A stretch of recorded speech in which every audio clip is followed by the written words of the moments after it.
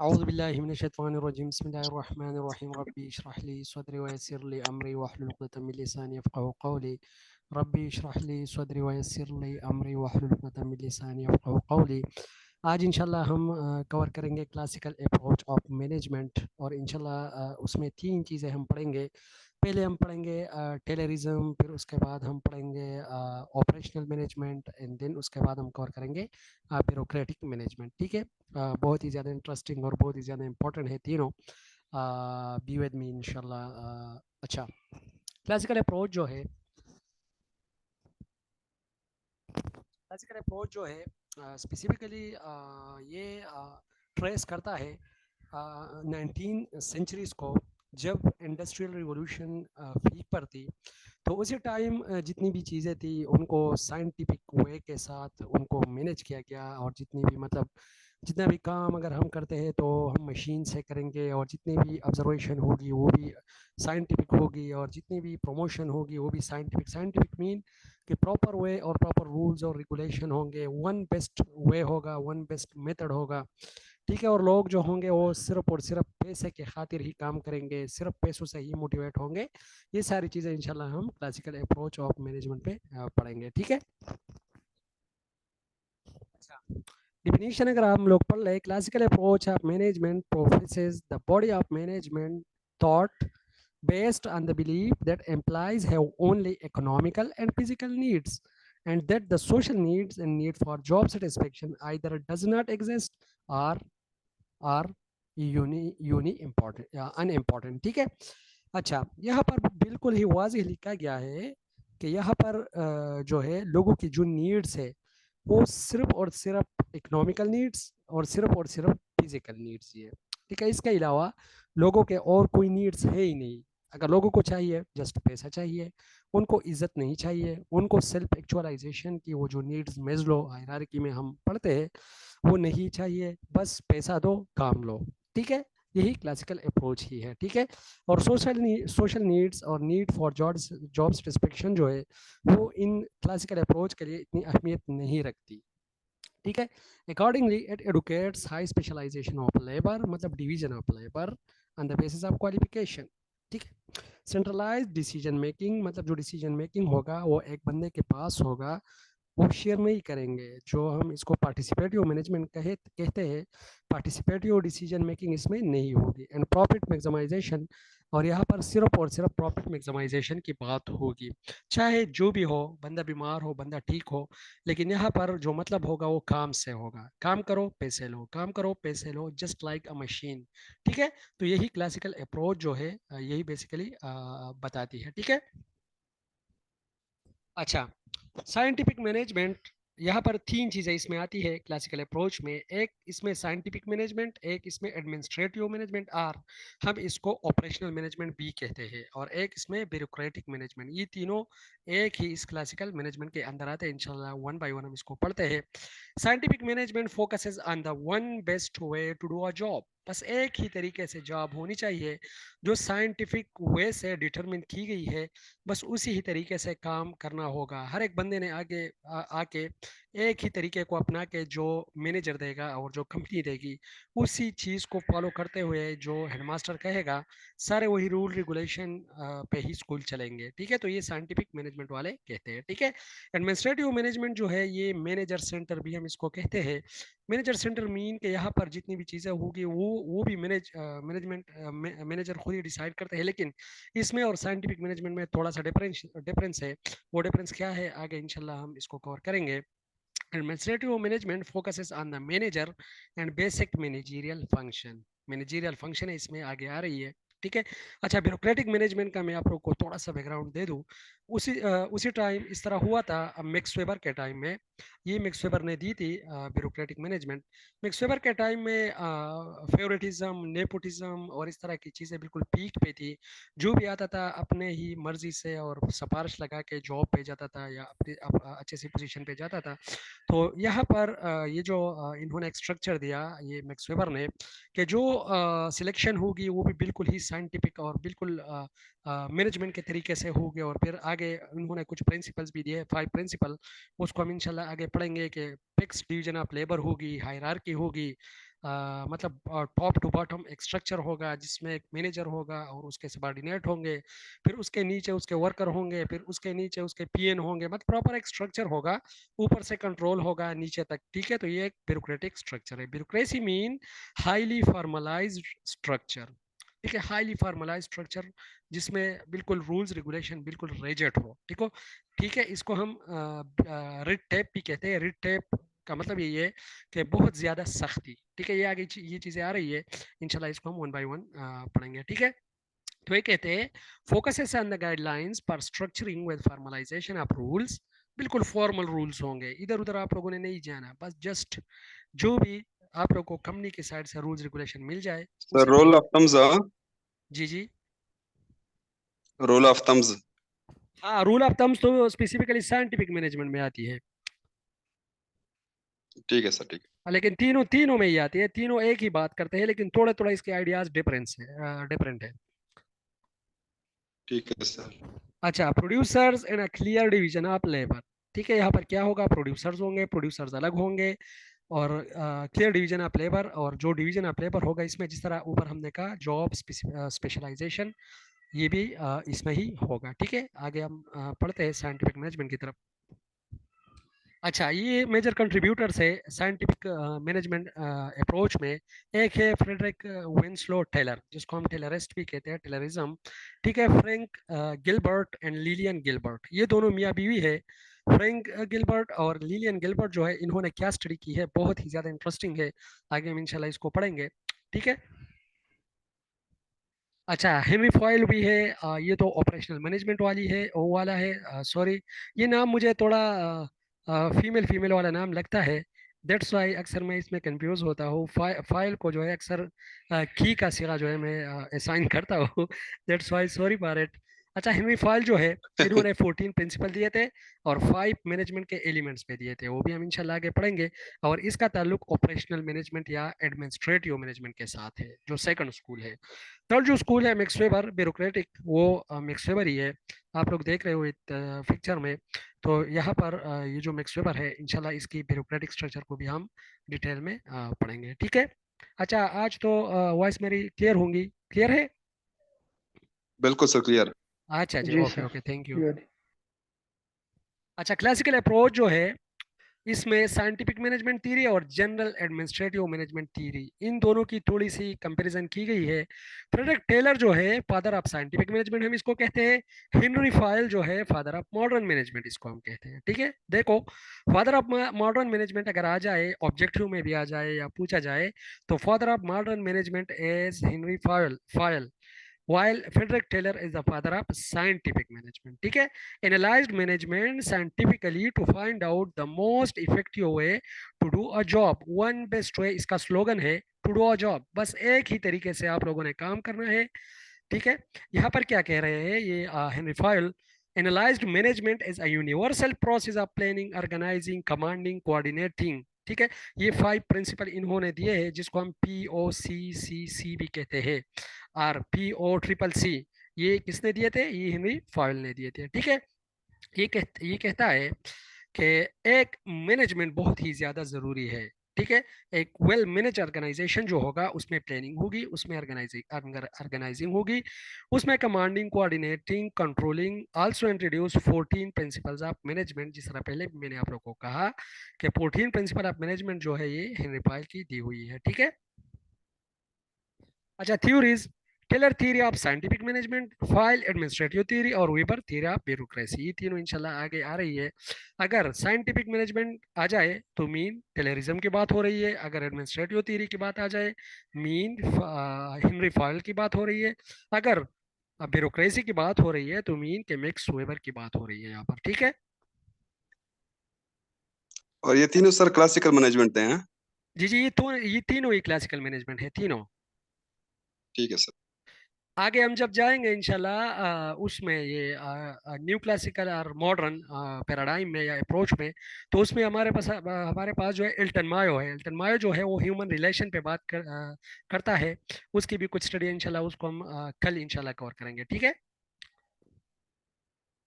ठीक है। अच्छा, ये टेलर है। Taylor father of scientific management was one best way for doing the job. ये इनका क्या है, स्लोगन है। बस एक ही तरीका होना चाहिए जॉब करने का, ठीक है। अच्छा, यहाँ पर इसके जो है कुछ अच्छा ये थोड़ा मैं क्लियर कर दूँ।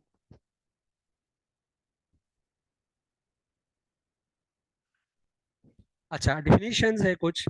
Scientific management was a theory of management that analysed and work flows with the objectives of improving labour productivity.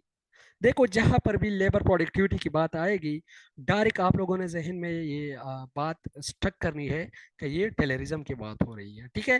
क्योंकि टेलरिज्म जो है वो जस्ट प्रोडक्टिविटी की बात ही करता है, वो ना ह्यूमन नीड्स की बात करता है, ना ह्यूमन की जो मोटिवेशन है उसकी बात करता है। ये जस्ट लेबर प्रोडक्टिविटी, बस इनको लेबर प्रोडक्टिविटी चाहिए, चाहे यहाँ पर बंदे मशीन की तरह काम क्यों ना करें। तो ये साइंटिफिक मैनेजमेंट है, ठीक है। Management of a business, industry और economy according to principles of efficiency derived from experiments and methods of work and production. क्या कह रहा है कि जो वर्क होगा और प्रोडक्शन होगी, सारी चीजें एक्सपेरिमेंट बेस्ड होगी, ठीक है। एक्सपेरिमेंट होगी, हम साइंस में क्या करते हैं, एक्सपेरिमेंट ही करते हैं, ठीक है। तो जितनी भी चीजें हैं वो एक्सपेरिमेंट के जरिए होगी, और ये एक्सपेरिमेंट इन्होंने किए हैं, आगे चीजें आ भी रही है कि किस किस तरह के एक्सपेरिमेंट्स हुए हैं ये मैनेजमेंट स्टडीज में, specially from time and motion studies, ठीक है। कुछ टाइम और मोशन स्टडीज है, जिस तरह मैंने आप लोग को पहले भी कहा, लिलियन गिलबर्ट है, और एक वो दूसरा गिलबर्ट है, नाम तो मैं भूल गया। इन दोनों ने टाइम और मोशन पे जो है स्टडीज की है, बहुत ही इंटरेस्टिंग है, आगे इंशाल्लाह आ रही है, इसको हम पढ़ते हैं, ठीक है। अच्छा, in 1898 Taylor joined Bethlehem steel, ठीक है। एक स्टील कारखाना इन्होंने ज्वाइन किया। Taylor was a mechanical engineer who sought to improve industrial efficiency. Working in the steel industry, Taylor had observed the phenomenon of workers purposefully operating well below their capacity. ये देखो, बहुत ही important चीज है जिसको हम कहते हैं सोल्जरिंग। सोल्जरिंग का जो कॉन्सेप्ट था ये दिया था टेलर ने। इन्होंने कहा था कि जितने भी वर्कर्स है किसी भी कारखाने के अंदर, वो अपनी कैपेसिटी से नीचे लेवल के काम कर रहे हैं। मतलब ये कि उनकी कैपेसिटी है, वो काम कर सकते हैं, उनकी ताकत है, लेकिन वो उसको यूटिलाइज नहीं कर रहे हैं। लेकिन इसके लिए क्यों नहीं कर रहे हैं, इन्होंने इन्होंने फिर कुछ प्रिंसिपल दिए कि इसी प्रिंसिपल को हम अगर अपनाए तो जितनी भी वर्कर की सोल्जरिंग है वो खत्म हो जाएगी, ठीक है। तो सोल्जरिंग का मतलब यह है कि labour are working below their capacity. क्या कर रहे हैं, लेबर जो है अपनी कैपेसिटी से नीचे काम कर रहे हैं, मतलब उसका है, ताकत है उसका, वो कर सकते हैं, लेकिन उनसे काम नहीं लिया जा रहा। क्यों नहीं लिया जा रहा, क्योंकि उनको साइंटिफिक वे से ट्रीट नहीं किया जा रहा। दैट्स वाई ये जो सोल्जरिंग है, सोल्जरिंग का कॉन्सेप्ट इन्होंने दिया। He attributed soldiering to three causes. Soldiering उन्होंने क्यों दिए, ये देखो आप लोग आगे इन्होंने बिल्कुल एक्सप्लेन किया हुआ है। थ्री वजूहात की बिना पर इन्होंने कहा कि जो सोल्जरिंग है ये एग्जिस्ट करती है लेबर में, ठीक है। अच्छा, ये O3 ये है।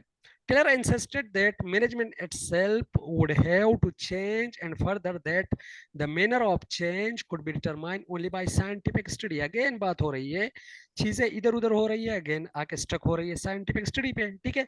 ये कह रहा है कि इंडस्ट्री के अंदर क्या होना चाहिए, साइंटिफिक स्टडी होनी चाहिए first. Hence term scientific management evolved.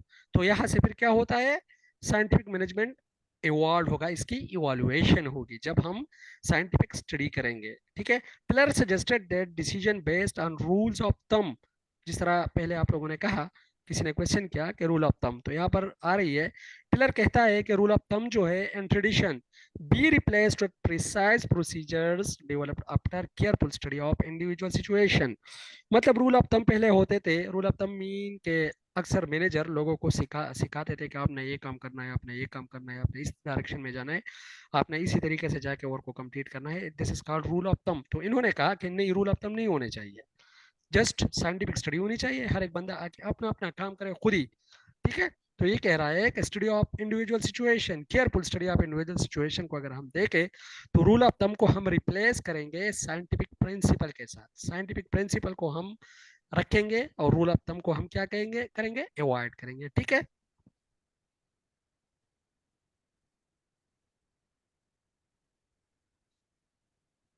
अच्छा जी, टाइम स्टडीज, ये देखो, Taylor argued that even the most basic mindless task could be planned in a way that dramatically would increase productivity and that scientific management of the work was more effective than the initiative and incentives। ये देखो direct criticise कर रहा है initiative और incentives को, method of motivating work. मतलब ये कह रहा है कि ये जो इनिशिएटिव और इंसेंटिव है इसको बिल्कुल ही खत्म कर लो, ये नहीं होने चाहिए इंडस्ट्रीज के अंदर, ठीक है। To scientifically determine the optimal way to perform a job, Taylor performed experiments that he called time studies, also known as time and motion studies। ये time और motion studies इन्होंने किए थे टाइम बचाने के लिए, और सेकंड ये जो हम अननेसेसरी मूवमेंट करते हैं, फॉर एग्जांपल इन्होंने इस तरह किया था। शॉर्ट सा मैं आपको एक चलो वो आगे चीजें आ रही हैं, इंशाल्लाह हम डिस्कस करेंगे, ठीक है। He use stop watches to measure the worker efficiency. ये देखो, लोगों की इफिशिएंसी और वर्कर की इफिशिएंसी मेजर करने के लिए इन्होंने स्टॉप वॉचेस लगाए थे कि आपने ये काम कितने टाइम में कंप्लीट करना है। आप लोग के जहन में भी एक स्कीमा बन रहा होगा कि ये कितना जालिम था कि नहीं, सिराज भाई? जी बिल्कुल, इनको प्रोटेक्शन चाहिए होती बस। है ना, टोटल फोकस जो इसका है, टोटल जो फोकस इसका है वो जस्ट इफिशिएंसी पे ही है ना, और कोई बात ही नहीं कर रहा, और डायरेक्ट क्रिटिसाइज कर रहा है इनिशिएटिव एंड इंसेंटिव्स को। ऊपर अगर आप लोग देख लो, ये जो फर्स्ट ये शो रहा है बैनर में, इनिशिएटिव और इंसेंटिव कोई क्या कर रहा है, बिल्कुल ये कह रहा है कि इसको बिल्कुल रिमूव कर लो, खत्म कर लो, मोटिवेशन इसमें नहीं होनी चाहिए। तो अगर मोटिवेशन नहीं होगी तो वर्कर सेटिस्फाई नहीं होंगे। जब सेटिस्फाई नहीं होंगे तो जो काम करेंगे वो काम दिल से नहीं करेंगे, ठीक है। सर इन्होंने एक और भी बात की थी, मैंने एक बुक में पढ़ी थी, वो पढ़ा था, वो जो उनका के कुछ फीचर्स थे कि बस वर्कर को आप पैसे दो और उनसे काम लो, मशीन की तरह काम लो उनसे। हाँ, यही यही इसका स्लोगन है ना, वन वे वन बेस्ट वे, और एक दूसरा है अपियर डे पे पर appear day work, appear day पे पर अपियर डे वर्क। बस पैसे लो बिल्कुल काम बिल्कुल करो, बस। हाँ पैसे लो और हाँ, काम यही बात। करो, ठीक है। जी, बिल्कुल। अच्छा, the following are example of some of the time and motion studies that were performed by Taylor. ये उसी टाइम के ही पिक्चर्स है, ठीक है। ये देखो, स्टील एक कारखाना है, जिस तरह पहले हमने कहा कि टेलर काम करता था स्टील कारखाने में। तो ये क्या करता है, आगे हम देखते हैं। अच्छा, पिग आयरन, पिग आयरन किसे कहते हैं? पिग आयरन का मतलब ये है कि आयरन के छोटे छोटे टुकड़े होते हैं, ठीक है। जो जस्ट जब आयरन हम बनाते हैं आयरन इंडस्ट्री में, तो उससे जो छोटे छोटे टुकड़े फालतू में बच जाते हैं, तो उसको हम पिग आयरन कहते हैं। तो फिर क्या होता है, वही चीज़ें ये चूंकि 18 सेंचुरी की बात हो रही है, तो उसी टाइम तो साइंस इतना डेवलप नहीं था।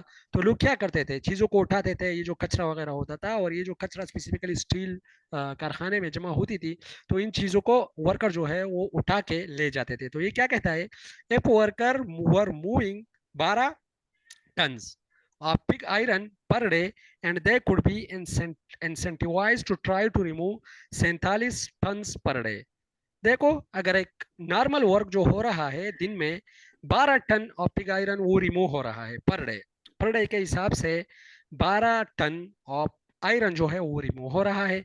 अगर हम इंसेंटिव्स बढ़ा ले और 47 टन को उठाने की कोशिश करें, ये कह रहा है, left to their own weights they probably would become exhausted after a few hours and fail to reach their goal। तो ये कह रहा है कि बंदे क्या हो जाएंगे, वर्कर थक जाएंगे, वो एग्जॉस्टेड हो जाएंगे और फिर अपने गोल को अचीव करने में नाकाम हो जाएंगे, ठीक है। क्या कह रहा है, बेसिकली 12 टन है, 12 टन से इन्होंने इंक्रीज की वजन 47 टन तक। तो क्या हुआ, इन्होंने देखा कि जो वर्कर थे वो एग्जॉस्ट हो गए, उन्होंने वहां पर जो इंटरेस्ट लेनी था वो इन्होंने खत्म किया। तो इन्होंने क्या कहा, by first conducting experiment to determine the amount of resting that was necessary, the worker manager could determine the optimal timing of lifting and resting so that the worker could move the 47 tons per day without tiring। ये कह रहा है कि अगर हम ऐसा करें कि वर्कर को थोड़ा सा टाइम दे रिलैक्सेशन के लिए, टाइम का मतलब ये है कि आपने आना है, जस्ट 10 बजे आपने काम स्टार्ट करना है, 10:30 पे आपकी छोटी सी ब्रेक होगी, देन अगेन आपने 10:30 पे फिर काम स्टार्ट करना है, देन आपकी जो है 11 o'clock पे वंस अगेन आपकी ब्रेक होगी। मतलब ये कि सिस्टमेटिक वे से, साइंटिफिक वे से अगर हम वर्कर को यूज करें और इसी टाइम में अगर वो थोड़ा मतलब ब्रेक ले ले और अगेन वो स्टार्ट कर ले, तो जो हम काम करते हैं 12 टन पिग आयरन उठाने की पर डे, ये पहुंच जाएगा, इसकी इफिशिएंसी पहुंच जाएगी 47 टन पर डे तक। ठीक है, और ये बात ठीक है अप टू सम एक्सटेंट, लेकिन यहाँ पर जो वर्कर होंगे मशीन की तरह काम करेंगे। आपने उनको 10 मिनट का ब्रेक दे दिया और फिर उनको कहा कि जस्ट अगेन स्टार्ट हो जाओ, उठा लो, चीजें उठाना शुरू कर दो। ठीक है, तो फिर मसले बन जाते हैं, क्योंकि इंसान के अपने जरूरियात भी होते हैं। ठीक है, अच्छा, not all worker were physically capable of moving 47 ton per day, perhaps only 1/8 of the pig iron handlers were capable of doing so. सारे जो वर्कर्स थे वो इसके काबिल नहीं थे कि वो 47 टन, कुछ मेरी तरह कमजोर भी थे और कुछ सिराज साहब की तरह बिल्कुल ताकतवर भी थे। ठीक है, तो ज़ाहिर जितने भी थे 47 मन और टन को उठाना, ये सिर्फ और सिर्फ 1/8 जो लेबर थे वही कर सकते थे, सारे नहीं कर सकते थे। तो इन्होंने क्या कहा, while these 1/8 were not extraordinary people who were highly prized by society, physical capabilities were well suited to moving pig iron. This example suggests that workers should be selected according to how well they are suited for a particular job. बहुत ही अच्छा इन्होंने लिखा है। ठीक है, ये कह रहा है कि लोगों की सिलेक्शन भी बिल्कुल साइंटिफिकली होनी चाहिए। इन्होंने क्या कहा, इन्होंने ये कहा कि जो 47 टन पर डे का काम कर सकते हैं, जस्ट उनको हमने फिर जॉब पे लगाना है और जितने भी है उनको हमने रिमूव करना है। ठीक है, तो ये सिलेक्शन क्या हो गई, साइंटिफिकली ही हो गई। ठीक है, जी अच्छा सर, और डिवीजन ऑफ लेबर भी इसमें आ गया। जी, डिवीजन ऑफ लेबर वो भी इसी हाँ टर्म में आ डिवीजन, जाता है ना। बिल्कुल बिल्कुल डिवीजन ऑफ लेबर आ गया, लेकिन सिलेक्शन ऑफ लेबर भी हम इसको कह सकते हैं, क्योंकि डिवीजन ऑफ लेबर तो हो गई, लेकिन ये कह रहा है कि उन बंदों को रिमूव कर लो जो काम नहीं कर रहा, जो हेल्दी नहीं है मेरी तरह जो है। मतलब स्टफिंग, हाँ। हाँ यही कह रहा है, जिस तरह आपकी तरह जो लोग हैं उनको असाइन कर लो और मेरी तरह के जो लोग हैं उनको रिमूव कर लो। अच्छा, okay, another study of the science, ये देखो शाओलिंग। शाओलिंग मतलब ये जिस शाओलिंग हम बेलचे को कहते हैं, वो बेलचा नहीं होता पश्तो में, हम इसको बेलचा कहते हैं। अगर कोई और दो स्पीकर हो इसमें, तो बेलचा होता है जिससे हम वो मड वगैरह को हटाने की कोशिश करते हैं, वही हम इसको बेलचा कहते हैं। ठीक है, अच्छा, कोई उर्दू स्पीकर से बेलचे को क्या कुदाल, कहते हैं? कुदाल बेलचा दोनों कहते हैं इसको। कुदाल। सर यही बेलचा और कुदाल, जी कुदाल और बेलचा दोनों कहते हैं इसको। हाँ हाँ हाँ, वही बस ये मेरे ख्याल में मुज़क्कर और मुअन्नस है दोनों। जी जी। Acha. Another study of the science of Shaolin Taylor ran time studies to determine that the optimal weight that a worker should lift in a shovel was 21 pounds. Since there is a wide range of densities of material, the shovel should be sized so that it would hold 21 pounds of the substance being shoveled. ये देखो इन्होंने क्या किया, worker जब आते थे industries को, तो अपने साथ अपने जो शॉवल्स होते थे, जो अपने बेलचे होते थे वो लाते थे। तो किसी का जो बेलचा होता था वो थोड़ा स्मॉल साइज में होता था, किसी का थोड़ा लार्ज साइज में होता था। तो इन्होंने क्या कहा, इन्होंने कहा कि अगर हम इस बेलचे का साइज बढ़ा ले, तो इसमें जो मटेरियल आता है फिर जाहिर बात है वो ज्यादा आएगा। लेकिन यहाँ पर इनको वर्कर का बिल्कुल ख्याल ही नहीं है, बिल्कुल जालिम है। ये कह रहा है कि चाहे वर्कर जितना भी फोर्स अप्लाई करे, लेकिन वर्कर ने, तो इन्होंने क्या किया फिर, कुछ टूल बनाए, कुछ इंस्ट्रूमेंट बनाए और कंपनी को कहा कि आप लोग अपने बेलचे जो है वो डिजाइन कर लो, शॉल डिजाइन कर लो। तो वो शॉल डिजाइन हो गए, फिर उन्होंने वही शॉल सेम साइज के सारे वर्कर को दे दिए। तो जो वर्कर जो प्रोडक्टिविटी थी वो इंक्रीज हो गई। ठीक है, तो ये देखो, firm provided the worker with optimal shawl. ये देखो फर्म क्या करते थे, वर्कर को पहले से ऑप्टिमल शॉल जो छोटे साइज के या नॉर्मल साइज के होते थे वही प्रोवाइड करते थे। The result was a 3 to 4 fold increase in productivity and workers were rewarded with pay increases. इन्होंने क्या कहा, कुछ बड़े दे दिए, फर्म्स को कहा कि आप लोग कुछ ऑप्टिमम शावल दे दो, ऑप्टिमल बड़े बड़े दे दो थोड़े, कि ये काम ज्यादा हो। और इन्होंने क्या किया, इंक्रीज किया पे को। वही बात अगेन आ रही है कि पे को इंक्रीज करो, काम ज्यादा होगी। Prior to scientific management, worker used their own shovels and rarely had the optimal one for the job. ठीक है, समझ लग गई? कोई कंफ्यूजन तो नहीं किसी को? नहीं सर, क्लियर है। अच्छा जी, the main thing Taylor notice for inefficiency. देखो ये कह रहा है टेलर कि कारखाने में या इंडस्ट्रीज में इनएफिशिएंसी क्यों है। तीन चीजें इसमें, the lack of standard tool और टेक्निक। स्टैंडर्ड टूल नहीं है, जिस तरह बेलचे नहीं थे तो मीन का स्टैंडर्ड टूल नहीं है। There is no match between skill and job. जो स्किल्स है और जो जॉब्स है उनमें मैच नहीं। मतलब ये कि जिस तरह इन्होंने एक्सपेरिमेंट से साबित किया कि जो हेल्दी बंदे थे वो जॉब के साथ बिल्कुल फिट थे, लेकिन जो हेल्दी बंदे नहीं थे वो जॉब के साथ फिट नहीं थे। तो यहाँ पर ये कह रहे हैं कि जो स्किलफुल स्किल होनी चाहिए जॉब के लिए स्पेसिफिकली वही होनी चाहिए। No motivation from the management. यहाँ पर तो थोड़ी सी बात इन्होंने मोटिवेशन की कही है, लेकिन इनकी जो मोटिवेशन है वो जस्ट पैसा है। पैसे दो काम करो, पैसे दो काम करो, ठीक है। ये मोटिवेशन की बात करता है, लेकिन कौन सी मोटिवेशन की? Just incentives as a money, बस पैसों की बात करता है, ठीक है। अच्छा, Taylor's four principles of scientific management. इन्होंने फिर फोर प्रिंसिपल दे दिए। कौन से? Replace rule of thumb work method with method based on scientific study of the task. Rule of thumb को अवॉइड करो और इसकी जगह method based on scientific study वो लाओ। फर्स्ट इसका जो प्रिंसिपल था। Second, scientifically select train and develop each worker than passively leaving them to train themselves. ठीक है, पहले वर्कर को साइंटिफिकली डेवलप कर लो। जिस तरह इन्होंने जो हेल्दी पर्सन थे 1/8 उनको सेलेक्ट किए, जिस तरह पहले हमने पढ़ा, और फिर क्या करो, इनको छोड़ो, ये खुद ही पैसिवली क्या करेंगे? ट्रेन हो जाएंगे।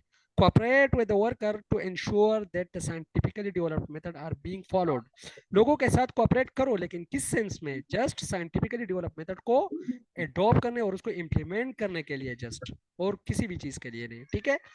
Divide work nearly equally between managers and worker. Work division की बात कर रहा है कि जो डिवीजन ऑफ वर्क है वो भी मैनेजर और वर्कर के दरमियान बिल्कुल डिस्ट्रीब्यूट कर लो, डिवाइड कर लो, so that the manager applies scientific management principle to planning the work and the worker actually perform the task। ठीक है, चार प्रिंसिपल है, बहुत ही ज़्यादा इंपॉर्टेंट है।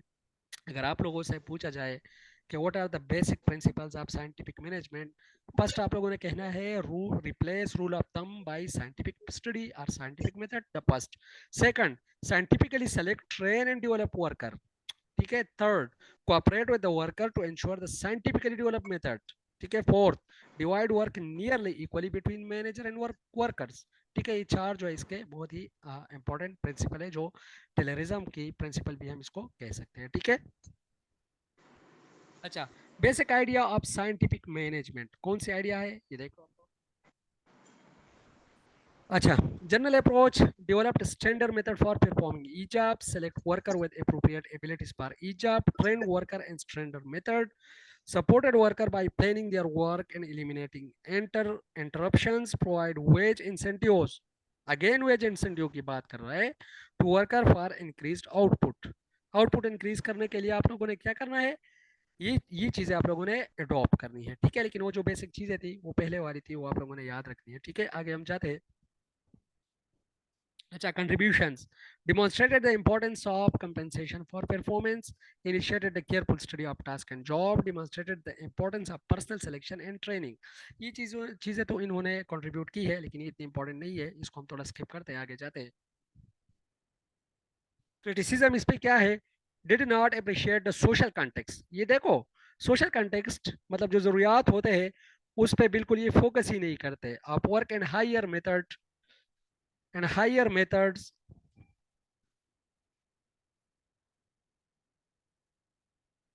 अच्छा जी, and higher methods and higher needs of worker, ठीक है। Did not acknowledge variance among individual, मतलब लोगों में वेरिएंसेस होते हैं, ये इसको एक्नॉलेज नहीं करता।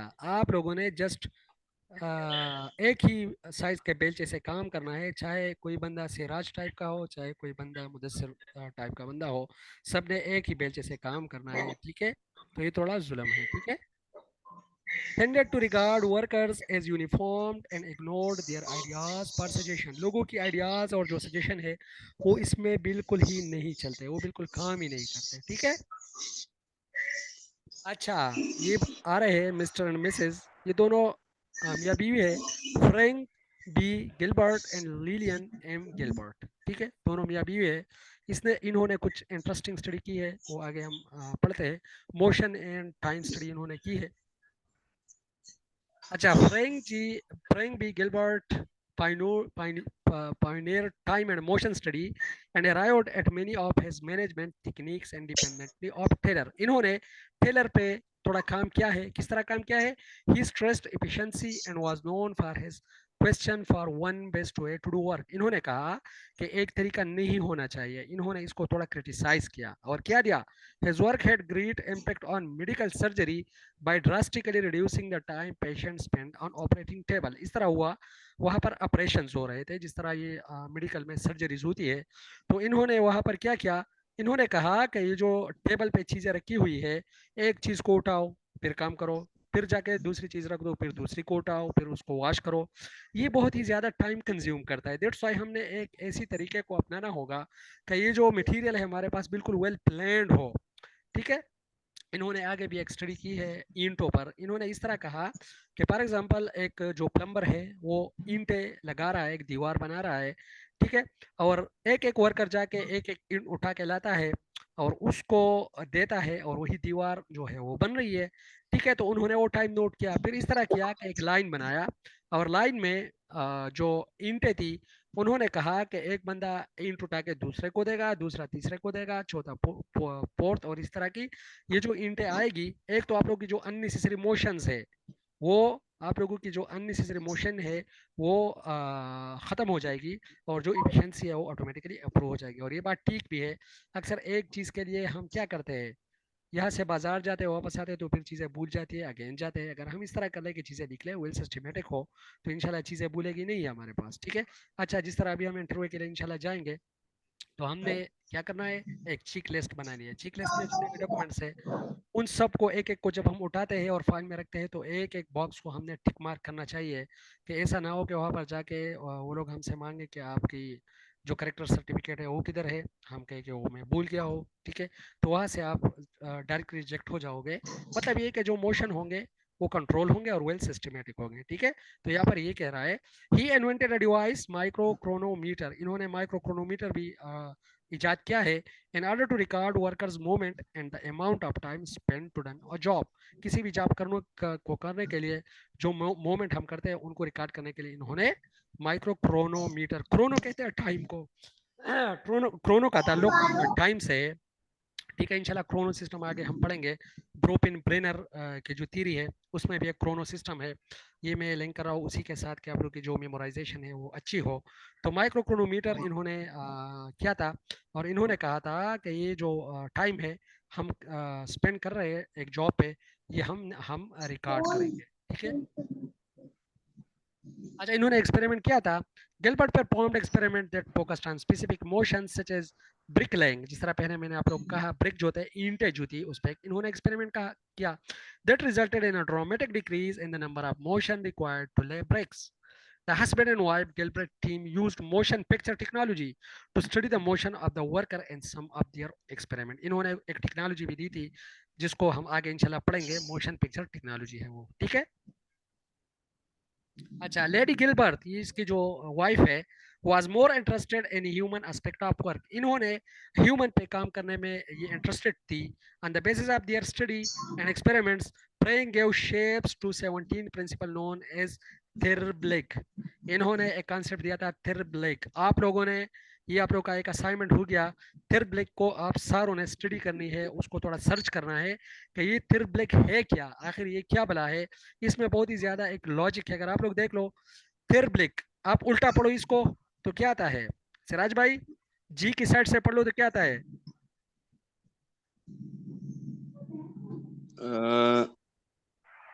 जिल Gilbert.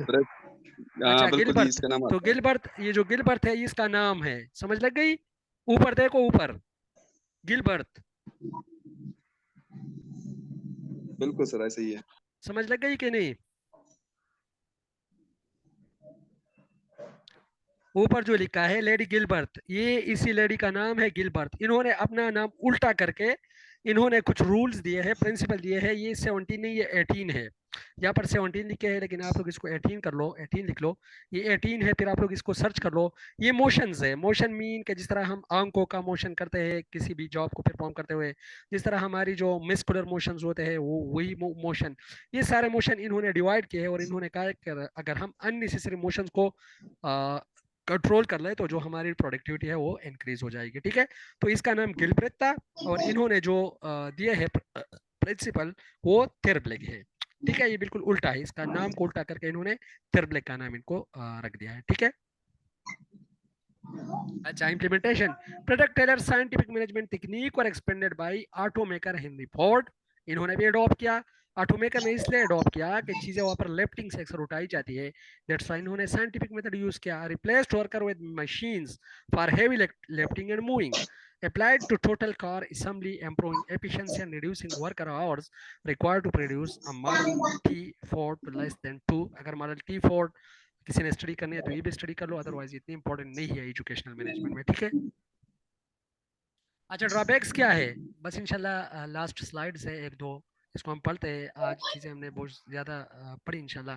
While scientific management principle improve productivity and had a substantial impact on industry, they also increased the monotony of work।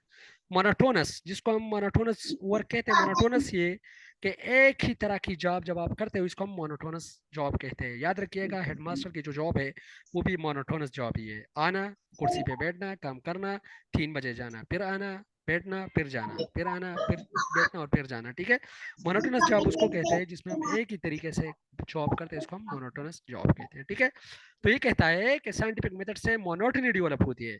While in many cases the new ways of working were accepted by the worker, in some cases they were not। कुछ लोग तो accept करेंगे scientific principle, कुछ तो नहीं करेंगे। हो सकता है एक बड़ा सा बेलचा हो सिराज भाई उठा सकता हो, लेकिन मुदस्सिर नहीं उठा सकता, तो फिर उसका क्या होगा वहां पर? ठीक है, तो कुछ तो कर सकेंगे, कुछ नहीं कर सकेंगे। The use of stopwatches often was a protested issue and led to strike at one factory where Taylorism was being tested। Terrorism जहां पर एक्सपेरिमेंट्स हो रहे थे तो वहां पर इसके अगेंस्ट स्ट्राइक भी हो गई कि हम कोई मशीन तो नहीं है कि आप लोगों ने स्टॉप वॉचेस लगाए हुए हैं कि बस आप लोगों ने 8 मिनटों में इतना ही काम करना है और इतना ही काम करना है। ठीक है, अच्छा, लास्ट जो है, complaints that terrorism was dehumanizing led to an investigation by the United States Congress। ठीक है, यूनाइटेड स्टेट कांग्रेस ने जो है इसको फिर इन्वेस्टिगेशन भी की थी कि ये डीह्यूमनाइजिंग है, किस तरह आप बंदों से जो है वो मशीन की तरह काम लेते हो। ठीक है, अच्छा, despite its controversy, scientific management changed the way that work was done and form of it continue to be used today। अच्छा, जनरल मैनेजमेंट थ्योरी। अच्छा, हिनरी फाइल आ रहा है आगे, लेकिन टाइम इज गोइंग ऑन, तो मेरे ख्याल में very limit time is remaining, 1 minute remaining है। अगर किसी का कोई क्वेश्चन, अच्छा सा सजेशन हो तो they can share their views.